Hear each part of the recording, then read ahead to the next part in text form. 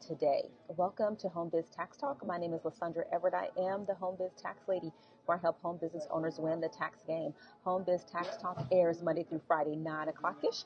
And when you tune into my show, you're going to hear about topics that are important to the home business community.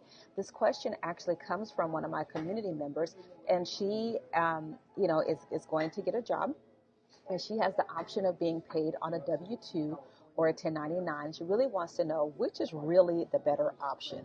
So, but there's some moving parts here that you gotta understand. So, and there's no one right answer for everyone. Okay. Now, first of all, it is that whole: are you an employee or an independent contractor? A lot of people think, okay, well, if my employer just decides I'm an independent contractor, I'm an independent contractor. But that's not the way that the IRS sees it. There are actually a few tests that that the IRS looks at that says, whether or not you are actually an employee versus an independent contractor. Okay. So first is behavioral control.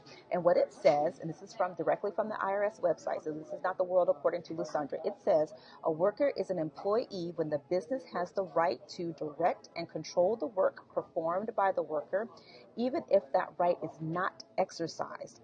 And those types of things are types of instructions that are given, like when and where to work, what tools to use, degrees of instruction, if they're actually taking you through a training program, training you on how to do the job, evaluation system, like if there's a point system on how that you're scored, right? On if you're a 1, 2, 3, or 4, 1 being terrible, 4 being great. So that's one of the controls. So, if you've got that kind of thing going on, you might be an employee, right? Next is financial control. And it says, does the business have a right to direct or control the financial and business aspect of the worker's job? So, investment in the equipment that the worker uses, unreimbursed expenses.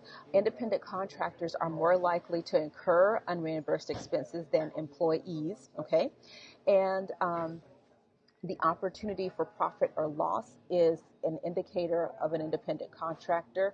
Are the services available to the marketplace or just one person? Because one of the things with the job is you work for that company. Like, you don't get to go work for other people. You like a competitor or something, right?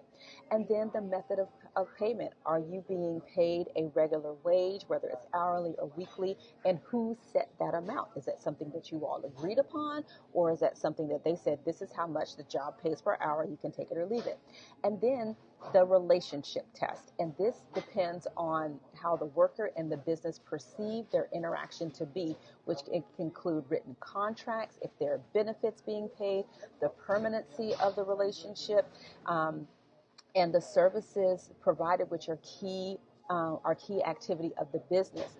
So it's not just the employer saying, okay, you're an independent contractor, but I'm going to tell you what to do and how to do it. So let's take, since I'm in Panera, right? So let's take these servers, for instance. The servers that work here, you've got people at the front counter and everything. Are they employees or independent contractors? They're employees because they're told when and where to work. They are provided the tools to work. They're told what to wear to work. And they are trained on how to serve their public. This is not an independent contractor relationship. That is an employee relationship. An independent contractor would be someone where I'm going to tell you what tools I'm going to use. I make that decision. I decide when I'm going to work. I decide how I'm going to work. You, as the customer, you can express your desired outcomes, but how I get to that outcome is my business, not yours, right? So it's not just that you decide you're an independent contractor or the employer decides you're an independent contractor. You have to look at these tests and see what the government actually says as to whether or not you're a contractor. But, okay, with that part out of the way, is it better to get paid on a W-2 or a 1099? Totally depends on the person, okay? Because if you're getting paid on a 1099, then that means that no taxes are being taken out. There's no Social Security, Medicare, no federal taxes or state taxes being taken out. that is being strictly left up to that independent contractor. If you are not disciplined enough to set aside the money that's going to be required for you to pay taxes, then you need to get paid on a W-2. And what does that look like? And see, this is where people really get the surprise of their lives come tax time, right? Because you have self-employment tax that you have to pay. You have income taxes that you have to pay at the federal level. You have state income tax. And if you go out and get an LLC or you form an S Corp or whatever, then you also have other state and local requirements. Like you might have an annual filing fee for your business structure. You might have state and local fees, state and local taxes as well. So you have to be disciplined enough to set that money aside. And, so when it comes tax time, if you got a tax liability, you can write a check. The other thing is understanding that you may or may not be able to deduct all of those things like the home office and mileage and all of that. So if you're an independent contractor, but the most important functions of your work are done somewhere else, then you're not going to be able to claim the home office deduction necessarily. There are a lot of other tests, but if you spend the majority of your time, your administrative time somewhere else, like let's say if you are a contract nurse, for instance, this is a great example. If you're a contract nurse, the most important functions of your job are done at a hospital, not at home. So you wouldn't be able to claim the home office deduction for that, okay? So now, like we have people like realtors and salespeople who may have to go to the office for a meeting or something, but they do the most important functions, their administrative functions from home. Okay, well then, yeah, you can claim the home office deduction. Now, what's changed with tax reform is that employees can no longer deduct home office expenses anymore.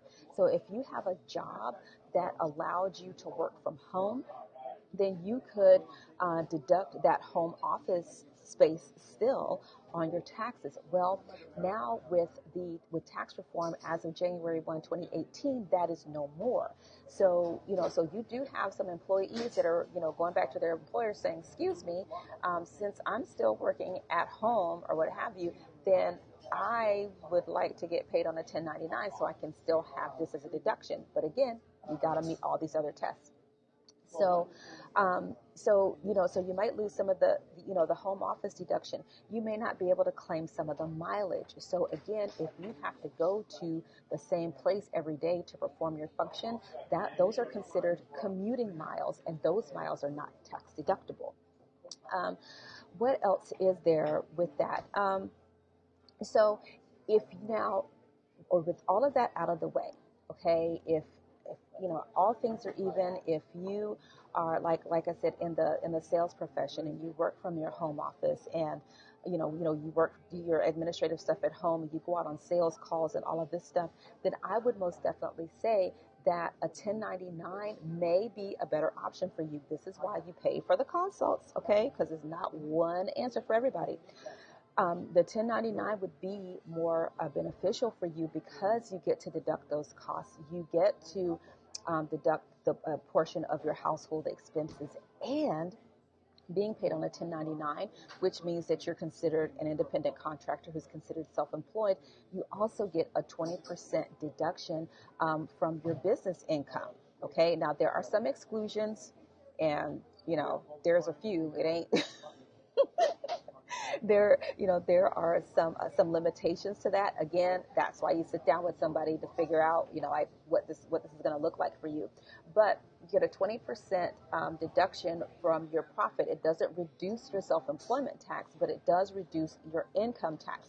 So that's an extra bonus to being self-employed. Things like your tax preparation fees. As an individual, those things are no longer tax deductible for you.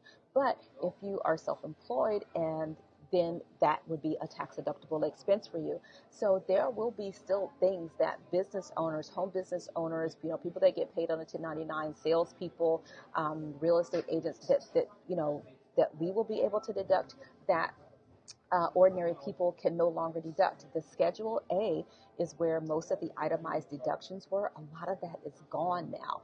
So that's what's that is what makes the 1099 look more desirable than a W-2. But then, like I said, it's all about discipline. Are you going to be disciplined enough to set that money aside and keep yourself out of tax trouble? Because the last place you're going to be is in trouble with IRS and at the federal level and at the state level as well. Because the state will come for you faster and with sharper teeth than the feds will. Okay, I will let you know that. So yeah, I mean, that's really the determining factors. Number one is to make sure you actually are an independent contractor and not an employee just being paid as an independent contractor. That is wrong. Okay. And if an employer is found out to do that, then they can get in trouble with the government. Okay. That's just the truth. And, and so this is what I also tell people about whistleblowers as well, because if you are that employer who is deciding that, I'm just going to pay this person on a 1099 just because it's easier, and that person gets ticked off and goes and tells on you, that's the whistleblower, then you get in trouble, and then you have to pay employment taxes, and then they get a percentage of whatever is collected from the government by the government, right? They get a percentage of that. So, so you definitely want to make sure that you're operating properly. And yeah, to have employees is, you've got payroll, you've got to withhold employment taxes, you've got to pay employment taxes. That's a part of, being in business. And if you are, on the receiving end as the person that is the employee or an independent contractor, you need to know what your rights are, because, if you are working full time and if you pass all these other tests that say that you're an employee, but they're not paying for benefits or anything like that, then, you've got a fight on your hands. So, you need to know what that is. You can go to irs.gov and you can look up understanding employee versus contractor designation. Read it for yourself so that you understand what that is. But by and large, all things are the same. Everything is on the up and up. I would say get paid on a 1099. Make sure to set aside 30% of your income for taxes, and keep your receipts, track your mileage, all of those things we talk about on a regular basis here. If you have any questions, if you really need to sit down with somebody, you can book a consult with me. It's right there. www.homebiztaxchat.com. You can go there and book a complimentary call. So we can sit down and really talk about your situation. Okay. So I hope this helps you out, you guys.